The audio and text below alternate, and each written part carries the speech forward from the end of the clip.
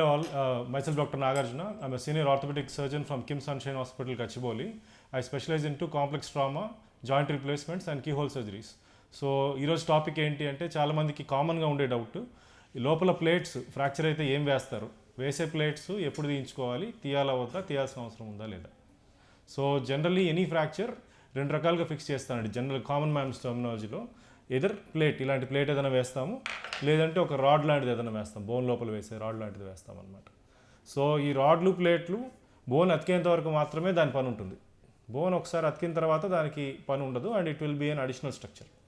So usually నేను చెప్పే suggestion ఏంటి అంటే జనరలీ ఒక 1.5 year 2 years ఫ్రేమ్ లోపల ఏ రాడ్ అయితే మీరు వేసుకున్నారో బోన్ మొత్తం అతికింది అని మీ ఆర్థోపెడిషన్ కన్ఫర్మ్ చేసిన తర్వాత వెంటనే తీయించేసుకోవడం మంచిది. తీయించుకోవడం వల్ల అడ్వాంటేజ్ ఏంటి డాక్టర్ గారు, మళ్ళీ అదొక సర్జరీ కదా, అనవసరం కదా, సర్జరీ అంత నొప్పి ఉంటుంది, మళ్ళీ అనస్థీషియా చేయించుకోవాలి, ఇవన్నీ కొంతమంది క్వశ్చన్ చేయొచ్చు. ప్రాబ్లం ఏంటి అంటే ఈ ప్లేట్స్ స్క్రూస్ తర్వాత ఒక 2 years తర్వాత మనం వేసినంత క్లీన్గా ఉండవండి. సో వేసిన తర్వాత దాని మీద ఎముక పెరుగుతుంది, ఎముక పెరిగిన తర్వాత ఆ స్క్రూస్ హోల్స్ అన్ని పూడిపోతాయి. సో మనం తీయాలనుకున్నా కొన్నిసార్లు తీయలేకపోవచ్చు. ఒక 6 ఏళ్ళ తర్వాతనో 7 ఏళ్ళ తర్వాతనో పేషెంట్కి షుగర్ వచ్చింది, పొరపాటున కాల్లో ఇన్ఫెక్షన్ ఏదైనా వచ్చింది అనుకోండి, సో ఆ ఎముక దాకా స్ప్రెడ్ అవుతుందనే భయం మీద మనం లోపల ఉన్న హార్డ్వేర్ తీయాలనుకుంటాం. సో అప్పుడు మనం అనుకున్నంత సులువుగా తీయలేకపోవచ్చు. That is the first problem. Second problem ఏంటి అంటే మెటల్ కరోజన్. కొన్నిసార్లు ఏంటంటే ఇప్పుడు బయట మనకి మెటల్కి తుప్పు పట్టినట్టుగా లోపల ఉండే మెటల్ కరోడ్ అవుతుంది అనమాట. అంటే పైన లేయర్ లేచిపోవడం, అది బ్లడ్ స్ట్రీమ్లో కలవడం కానీ టిష్యూలో కలవడం కానీ మెటలోసిస్ అంటాం అనమాట. అవి ఓల్డ్ జనరేషన్ ఇంప్లాంట్స్తో వచ్చేవి, స్టెయిన్లెస్ స్టీల్ కానీ వీటితో వచ్చేవి. ఇప్పుడు ఎలాగో లక్కీగా మనకి ఆ టైటానియం ఇంప్లాంట్స్ మార్కెట్లో అవైలబుల్ ఉన్నాయి, వాటితో చాలా తక్కువ ఉన్నాయి ఈ possibilities. But still metal corrosion is one possibility. మనం చిన్న చిన్న సెంటర్స్లో చేసుకున్నప్పుడు కొన్నిసార్లు మనకి అవైలబిలిటీ ఆఫ్ టైటానియం ఇంప్లాంట్స్ ఉండదు కదా. సో అప్పుడు మెటల్ ఇంప్లాంట్స్ మనం స్టెయిన్లెస్ స్టీల్ వేసుకుంటే కరోజన్ అనేది ఒక ప్రాబ్లం. అది ఆ మెటల్ కరిగిపోవడం స్టార్ట్ అయిందంటే దానివల్ల కొన్నిసార్లు టిష్యూస్లో రియాక్షన్ రావడం కానీ, లేదంటే పక్కన ఉన్న కండ కొంచెం డ్యామేజ్ అవ్వడం కానీ, ఇలాంటివి వెరీ రిమోట్గా జరుగుతూ ఉంటాయి. That is one thing. Second most common concern ఏంటి అంటే ఎంఆర్ఐ కంపాటబిలిటీ. రేపు ఏదైనా లైక్ స్ట్రోక్, ఏదైనా ఓల్డ్ పేషెంట్స్కి ఎస్పెషల్లీ స్ట్రోక్ ఏదైనా వచ్చినప్పుడు సడన్గా ఎంఆర్ఐ తీసుకోవాలి అంటే కొన్ని రకాల స్టెయిన్లెస్ స్టీల్ మెటల్స్, ప్రీవియస్గా పాత జనరేషన్లో వాడే కొన్ని రకాల స్టెయిన్లెస్ స్టీల్ కాంపోనెంట్స్ అయితే మనకి ఎంఆర్ఐ కంపాటబిలిటీ ఉండవు. సో పేషెంట్కి ఎంఆర్ఐ చేయడానికి కష్టమైపోతుంది అనమాట. That is one other common problem. So one more common problem is joint రీప్లేస్మెంట్తో ఇష్యూస్. సపోజ్ ఇప్పుడు మనం జాయింట్ రీప్లేస్మెంట్ మోకాలు మార్చుకోవాలనుకున్నాము, కాల్లో రాడ్ ఉంది, ఆ రాడ్ మనం 1 yearలో 2 yearలో తీయకపోతే అది మొత్తం గట్టిగా పట్టుకుపోతుంది లోపల నుంచి. సో జాయింట్ రీప్లేస్మెంట్ చేయాలన్నా కూడా ఈ రాడ్ అడ్డు వస్తుంది అనమాట. సో కొంతమందికి ఇంకా లైఫ్ లాంగ్ తీయలేమమ్మా, దీంతో you have to live with it అని చెప్పేస్తాం అనమాట. సో అలాంటి ప్రాబ్లం ఒకటి ఉంటుంది. హిప్లో కూడా అంతే. హిప్ రీప్లేస్మెంట్ చేయాలి అనుకున్నప్పుడు హిప్లో కొన్నిసార్లు వేసిన పాత రాడ్స్ ఏవైతే ఉంటాయో అవి అడ్డు తగులుతూ ఉంటాయి అన్నమాట. అడ్డు తగిలినప్పుడు మనం నార్మల్గా వేసే హిప్ ఇంప్లాంట్స్ అవి వేయలేకపోవచ్చు. కొన్నిసార్లు వెరీ కాంప్లెక్స్ ఇంప్లాంటేషన్ యూస్ చేయాల్సి రావచ్చు, కొన్నిసార్లు అసలు చేయడానికే పాసిబిలిటీ ఉండకపోవచ్చు అనమాట. So this is one problem.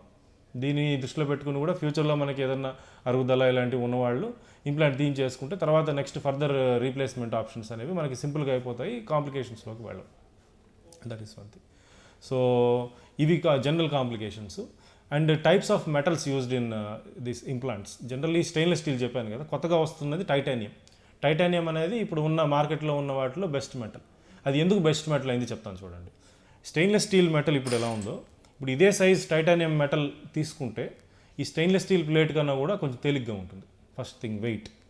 ఆ వెయిట్ వల్ల ఏముందండి డాక్టర్ గారు, జస్ట్ చిన్న ప్లేటే కదా, కాలు బరువునే మోసాము, ఈ ప్లేట్ బరువు ఎంతండి అని అనుకోవచ్చు. బట్ అక్కడ అడ్వాంటేజ్ ఎక్కడ ఉంటుంది అంటే వెయిట్ టు స్ట్రెంగ్త్ రేషియో. అంటే ఇదే సైజు ప్లేట్కి ఉన్న స్ట్రెంగ్త్ టైటానియం ప్లేట్కి స్టెయిన్లెస్ స్టీల్ కన్నా కూడా ఎక్కువ ఉంటుంది. సో దీనికన్నా తేలికైన మెటల్ వేసుకున్నా, కొంచెం సన్నపాటి మెటల్ వేసుకున్న టైటానియం స్టెయిన్లెస్ స్టీల్ కొంచెం బరువైంది వేసుకున్న దానికి సమానంగా ఉండొచ్చు, కొన్నిసార్లు ఎక్కువ కూడా ఉండొచ్చు. అది సో అది వెరీ క్లియర్ అడ్వాంటేజ్. మనం ప్లేట్ సైజుని తగ్గించేసుకోవచ్చు, సన్నగా వేసుకోవచ్చు, కొంచెం బరువు తక్కువ ఉన్నా సరే ఈక్వల్ స్ట్రెంగ్త్ని కలిగి ఉంటుంది. First advantage of the titanium material. Second thing ఏంటి అంటే టైటానియంకి టెన్సైల్ స్ట్రెంగ్త్ ఎక్కువ.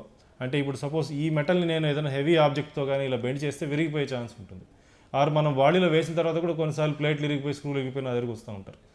సో ఆ పాసిబిలిటీ టైటానియంతో చాలా తక్కువ. మనం పొరపాటున బోన్ కొంచెం స్లోగా అతుకుతున్నా టైటానియం మెటల్ వేసుకున్నప్పుడు దాన్ని టెన్సైల్ స్ట్రెంగ్త్స్ ఎక్కువ ఉంటాయి కాబట్టి మీకు కొంచెం బెండింగ్ ఫోర్సెస్ని తట్టుకుంటుంది టైటానియం.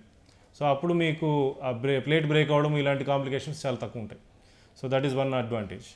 థర్డ్ అడ్వాంటేజ్ ఏంటి అంటే టైటానియం మెటల్కి కరోజన్ తక్కువ. నేను చెప్పాను కదా, ఈ కరిగిపోవడం కానీ మెటల్ బాడీలోకి వెళ్ళడం కానీ రియాక్షన్ రావడం కానీ టైటానియం మెటల్కి తక్కువ స్టెయిన్లెస్ స్టీల్తో కంపేర్ చేస్తే. So that is the other advantage. ఇంకా ఫోర్త్ అడ్వాంటేజ్ ఏంటి అంటే టైటానియం మెటల్ రిమూవల్ కొంచెం ఈజీ, అండ్ టైటానియం మెటల్తోనే మీకు ఈ అలర్జీ అనేది ఏదైతే ఉంటుందో అది చాలా తక్కువగా ఉంటుంది. కొంతమందికి మెటల్ అలర్జీస్ ఉంటాయి, డ్రగ్ అలర్జీస్ లాగా మెటల్ అలర్జీస్ కూడా ఉంటాయి. స్టెయిన్లెస్ స్టీల్ పడదు, కోబాల్ట్ క్రోమియం పడదు. అలాంటి వాళ్ళకి టైటానియం మెటల్ అనేది very very less chance of allergy and corrosion. So ఇవి ఓన్లీ మనకి ఫ్రాక్చర్ కేసెస్కి వాడే ఇంప్లాంట్స్లో అనే కాదు, ఇప్పుడు కొత్తగా వచ్చే టోటల్ నీ రీప్లేస్మెంట్లో కూడా మీరు గోల్డ్ ఇంప్లాంట్స్ అని వినే ఉంటారు. గోల్డ్ ఇంప్లాంట్ అంటే ఏదో కాదు, ఈ టైటానియం అండ్ నయోబియం మెటీరియల్ కోటెడ్ ఉండే ప్రీవియస్ నీ రీప్లేస్మెంట్కి అటాచ్ చేసే కవరింగ్ మాత్రమే, ఇంకేం లేదు. సో మామూలుగా అయితే ఈ నీ రీప్లేస్మెంట్ అనే ఇంప్లాంట్ ఇలా ఉంటుందండి, ఒక స్టీల్ లాగా ఉంటుంది, కోబాల్ట్ క్రోమియం మెటల్ దీని పేరు. దీనిపైన టిఐబిఎన్, టైటానియం నయోబియం ట్రైనైట్రేట్ అనే ఒక లేయర్ని కవర్ చేస్తారు. సింపుల్గా చెప్పాలంటే టైటానియంతో కూడిన ఒక అలాయ్ని దీని మీద కోట్ చేయడం వల్ల దాని అలర్జిక్ ప్రాపర్టీస్ని తగ్గిస్తుంది అనమాట.